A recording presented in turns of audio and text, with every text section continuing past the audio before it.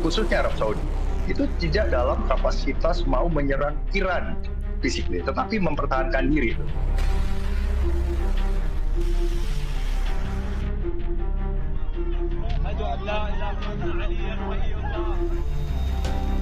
You got to beat them, and we're beating the hell out of them, but we'll see how it turns out. Right now, there are very friendly negotiations going on. Akibat perjanjian yang rapuh ini, maka perdamaian nyaris jauh sekarang.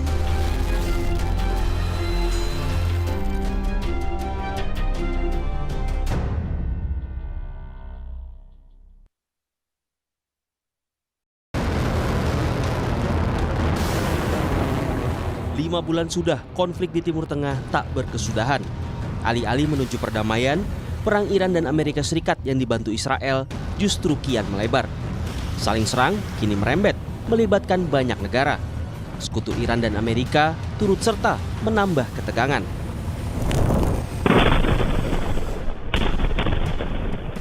Serangkaian ledakan terdengar di kawasan Al-Deir, Provinsi Basrah.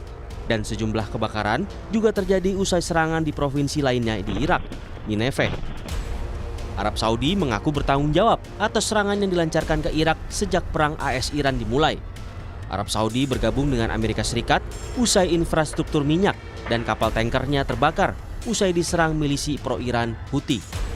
Namun keterlibatan Saudi dalam serangan patut diperhatikan karena kerajaan sebagian besar menolak untuk sepenuhnya terlibat dalam konflik.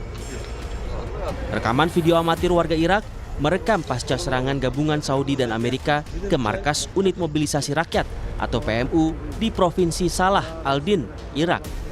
Belum diketahui korban atas serangan yang dilancarkan Arab Saudi bersama Amerika Serikat ini yang menyasar milisi pro-Iran di Irak.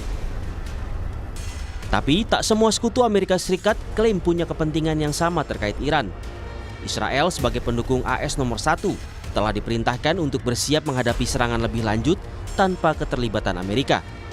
Namun Menteri Pertahanan Israel, Israel Katz, tak menampik jika armada tempur Amerika lepas landas dan mengisi bahan bakar di Israel saat menyerang Iran. אנחנו הקינו פעמיים באיראן, ערוכים להכות בפעם השלישית, כחול לבן. צה"ל קיבל הנחיה, והוא נערך בהתאם, להיות מסוגל לתקוף לבד באיראן. עכשיו אנחנו לא לבד. יש ארצות הברית, בוא נראה מה היא עושה. האם היא חוזרת למערכה, האם היא עושה את זה בדרכים אחרות. אבל ישראל אמרה, לא יהיה לאיראן נשק גרעיני. לא נאפשר לה לחזור לתוכנית הגרעין שסיכלנו, וגם כן לא נאפשר לה לצבור יכולות שאיימו על ישראל. אנחנו מול איראן במצב טוב מאוד, מצב מצוין. האימפריה הפרסית הגדולה והרהבתנית והשחצנית. Menurut pakar geopolitik dan keamanan nasional Wibawanto Nugroho Widodo, sekutu Paman Sam punya arah keterlibatan yang berbeda dalam perang Iran. Arab Saudi dinilai membalas serangan untuk mempertahankan diri. Sementara Israel ingin menyingkirkan Iran yang dianggapnya sebagai ancaman eksistensial. Jadi dari Amerika dan juga dari Gulf Country Council, ya termasuk juga Arab Saudi, khususnya Arab Saudi, itu tidak dalam kapasitas mau menyerang Iran physically, tetapi mempertahankan diri itu.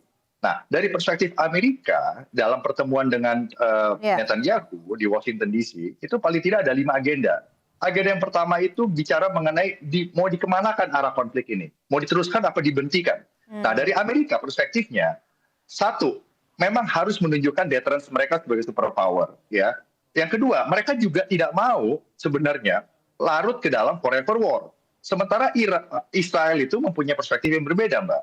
Israel itu menganggap Iran ancaman eksistensial yang harus dibereskan seawal mungkin. Amerika itu, ya, tetap akan menggunakan tekanan untuk melakukan yang namanya negosiasi. Jadi korsif diplomasi. Setiap ada serangan militer, disitulah Amerika juga melakukan diplomasi. Jadi ini adalah strategic bargaining, berdiplomasi dengan menggunakan kekuatan militer. Tetapi ke semua pihak itu menahan diri untuk melakukan direct attack. Nah, jadi yang digunakan adalah proxy itu. Terlepas perang Timur Tengah meluas melibatkan sekutu masing-masing, tetapi pertarungan Iran dan Amerika sejatinya masih berkutat di Selat Hormuz. Amerika Serikat teguh menerapkan blokade laut, sementara Iran memperketat pembatasan lalu lintas maritim yang membuat pergerakan kapal-kapal di Selat Hormuz terhambat. Banyak kapal dan tanker berlabuh atau tertahan di lepas pantai perairan Teluk Oman. Media Oman melaporkan, pemerintah Oman terus berupaya mengurangi ketegangan di Hormuz dengan para mitra di kawasan.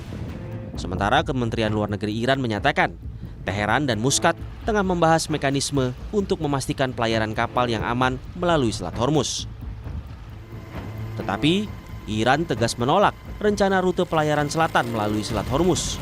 Wakil Menlu Iran, Kazim Gharibabadi menyatakan, Iran tidak akan mengakui rute selatan bahkan untuk 1 jam pun. Gharibabadi bilang, jika rute yang Iran usulkan tidak diterima, maka tidak akan menerima formula lain dan tidak akan menerima misi internasional yang dipimpin Prancis dan Inggris untuk membersihkan ranjau dari Selat Hormuz. این مذاکراتی که داره با عمان انجام میشه اینها در عین بسته بودن تنگه داره انجام میشه. پس ببینید جمهوری اسلامی ایران چششو در واقع اینطوریه که بسته باشه بگه حالا از مسیر جنوب رد شدن. نه، اصرار عمان و حتی طرفای دیگر که با ما در تماسن برخی میانجا میگن آقا حداقل خب از این مسیر برن تا شما تفاهماتتون انجام بدید. به هیچ وجه ما حتی 1 ساعت مسیر جنوب رو به رسمیت نمیشناسیم. Tak cuma soal itu, Iran juga memperingatkan Trump tentang konsekuensi penggunaan asetnya yang dibukukan untuk mengganti kerusakan kapal di Selat Hormuz. Juru bicara militer Iran, Ibrahim Zulfagari, menyatakan semua perusahaan dan negara yang mengikuti arahan Trump untuk menggunakan aset Iran yang dibukukan tidak akan diizinkan melewati Selat Hormuz. ضمن هشدار به رئیس جمهور جنایتکار آمریکا در خصوص تبعات این اقدام غیرقانونی به همه شرکت‌ها و کشورهایی که از پیشنهاد ترامپ استقبال نمایند و از دارایی‌های بلوکه شده ایران تحت این عنوان استفاده کنند اعلام می‌داریم از این به بعد نیروهای مسلح جمهوری اسلامی ایران اجازه تردد به هیچ یک از شناورهای آنها از تنگه هرمز را نخواهند داد. Lalu, apa reaksi Presiden Amerika Serikat Donald Trump? Lagi-lagi, Trump klaim sedang menghajar Iran habis-habisan. Tetapi bertentangan dengan klaim itu, ia juga bilang tengah bernegosiasi dengan Iran. We have destroyed their navy, we've destroyed their air force, we've destroyed their leadership, we've destroyed their anti-aircraft weaponry. Their drones are being made at a rate of about 7%. We destroyed most of their drone manufacturing capability, their missile manufacturing capability. To beat them, and we're beating the hell out of them, but we'll see how it turns out.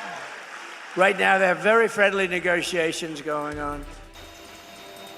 Menurut pengamat militer Universitas Indonesia, Stanislaus Rianta, Amerika Serikat kini tak lagi mengandalkan kekuatan tempur untuk menekan Teheran, namun terbuka membalas serangan jika Teheran memulainya. Seperti provokasi militer Iran di Selat Hormuz usai kedua negara menandatangani perjanjian membahas perundingan damai. Jadi sekarang Amerika menggunakan ancaman non-militer, ancamannya yang paling keras adalah soal aset. Tapi dia juga mengatakan kalau Iran melakukan serangan, dia akan membalas itu. Yang menarik adalah setelah perjanjian ditandatangani itu ada provokasi dari Garda Revolusi Iran yang menyerang kapal-kapal yang melintas di Selat Hormuz. Dan kemarin juga Garda Revolusi itu meluncurkan serangan-serangan rudal balistik ke pangkalan-pangkalan miliknya Amerika.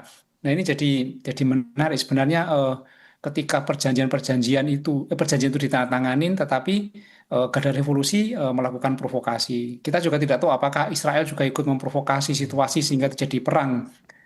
Sudah tidak ada lagi ikatan keduanya untuk saling meredam perang ini sehingga jeda juga sudah diakhiri, maka mereka saling serang. Jadi akibat perjanjian yang rapuh ini, maka perdamaian nyaris jauh sekarang, sudah jauh dari angan-angan semua orang. Lalu bagaimana nasib perdamaian di Timur Tengah ke depannya? Apakah kian jauh dari angan? Atau Iran dan Amerika mau duduk bersama mengakhiri pertikaian?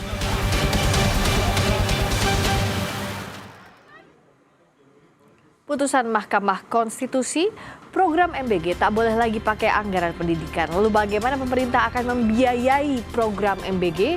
Ulasannya usai jeda di Sapa Indonesia Malam.